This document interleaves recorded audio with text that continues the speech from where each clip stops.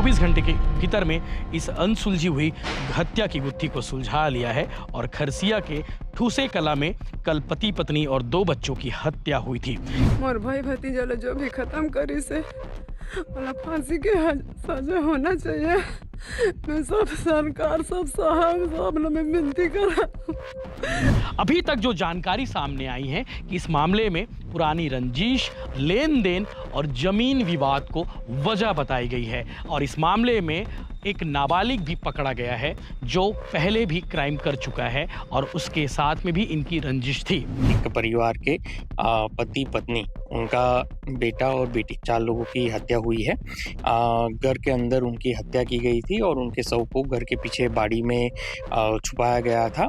टंगिया से उनकी हत्या की गई है। कल रायगढ़ से खबर आई थी कि एक ही परिवार के 4 लोगों की हत्या कर दी गई है, कुल्हाड़ी से काटा गया है और काटने के बाद उन चारों के शव को गोबर में दफना दिया गया था। कल ये खबर आई, उसके बाद पूरे छत्तीसगढ़ में सनसनी और लोग यही सवाल कर रहे थे कि आखिर इन चारों की हत्या किसने की, हत्या क्यों की, वजह क्या है और कैसे हत्या की वारदात को अंजाम दिया। इन तमाम सवालों के जवाब कल से पुलिस ढूंढ रही थी। रायगढ़ एसपी खुद मौके पर पहुंचे हुए थे, उनके साथ पुलिस के आला अधिकारी और वो पूरी टीम जो इस मामले की जांच में जुटे हुए थे वो कल मौके पर पहुंचते हैं और उसके बाद से शुरू होती है जांच। पुलिस अलग अलग जांच टीम बनाती है और जांच टीम बनाने के बाद कल देर रात को ही इस पर बड़ा अपडेट आ गया था और सुबह होते होते ये पता चल गया था कि इन चारों की हत्या किसने की है और क्यों की है। हालांकि पुलिस आज यानी कि 12 सितंबर तक ये नहीं बता पाई है कि इन चारों के हत्यारे कौन है, लेकिन सूत्रों ने ये बता दिया है, पुलिस सूत्रों ने बता दिया है कि इन चारों के हत्यारे कोई और नहीं, उसी गांव के रहने वाले वो लोग हैं जिनसे इनकी पुरानी रंजिश थी। कल 13 सितंबर है और रायगढ़ एसपी दिव्यांग पटेल इस पूरे मामले का खुलासा कर सकते हैं। उन्होंने जो हिंट किया है, जो उन्होंने जानकारी दी है, इस मामले का खुलासा हो चुका है और कल 13 सितंबर को इस पूरे मामले का खुलासा किया जाएगा। अभी तक जो जानकारी सामने आई है कि इस मामले में पुरानी रंजिश, लेन देन और जमीन विवाद को वजह बताई गई है और इस मामले में एक नाबालिग भी पकड़ा गया है जो पहले भी क्राइम कर चुका है और उसके साथ में भी इनकी रंजिश थी। और ये भी जानकारी मिली है कि जो हत्या की वारदात को अंजाम दिया है वो 6 महीने पहले ही मर्डर के एक मामले में जेल से बाहर आया था और उसके बाद अब उसने फिर से इस वारदात को अंजाम दिया है। फिलहाल पुलिस कह रही कि आसपास के ही है जिन्होंने हत्या की वारदात को अंजाम दिया है और कल यानी कि 13 सितंबर को इस पूरे मामले का खुलासा हो जाएगा।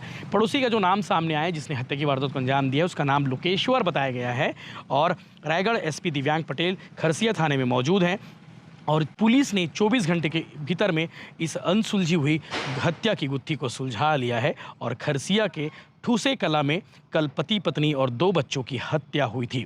कल इसको लेकर आपको हमने कल खबर बताई थी और ये भी आपको बताते हैं कि जिसकी हत्या हुई है, जिन 4 लोगों की हत्या हुई है, उनका बैकग्राउंड क्या था।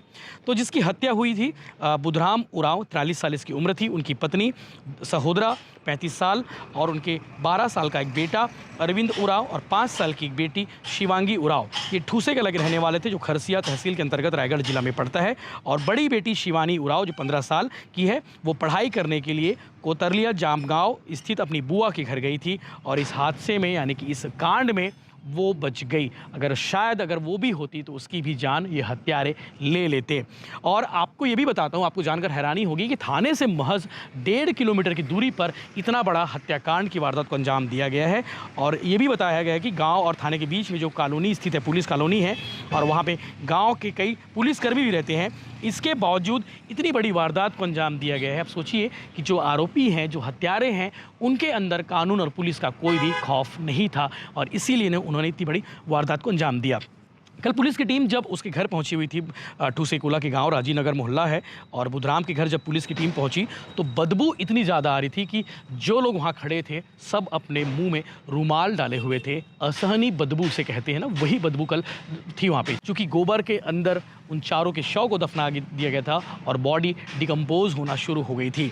आपको ये भी बता दें कि पुलिस ने जब घर का दरवाज़ा खोला तो अंदर का जो दृश्य था वो रोंगटे खड़े कर देने वाला था और फर्श पर खून के थक्के, दीवारों पर खून के छींटे, बिखरे हुए सामान ने ये साबित कर दिया कि यहाँ पे मर्डर हुआ है। बाड़ी में गोबर खाद बनाने के लिए पीछे डंप किया हुआ था गोबर, वहाँ पर इन चारों के शव को दफन किया गया था। पुलिस मामले की जांच में जुटी हुई है। कल दिव्यांग पटेल यानी कि जो वहाँ के एसपी है, उन्होंने जो जानकारी दी है वो भी आपको सुनना चाहिए। और कल का दिन महत्वपूर्ण है, कल 13 सितंबर है और 13 सितंबर को रायगढ़ पुलिस इस पूरे मामले का खुलासा करेगी कि इन चारों की हत्या किन वजहों की वजह से की गई थी और वो कौन लोग हैं जिन्होंने हत्या की इस वारदात को अंजाम दिया, जिसे पूरे छत्तीसगढ़ ने सनसनी मचा दी है। मोर नाम शिवानी उरांव है। मोर पूरा परिवार ला मार दे है। जोन भी मारे होला फांसी की सजा होना चाहिए और मैं कानून ले यही विनती करत हूँ कि ओमन ला फांसी की सजा होना चाहिए। मोर नाम सुकांति उरांव है। कहाँ हो गए है? मोर भाई भतीजा ला जो भी खत्म करी से वाला फांसी के सजा होना चाहिए।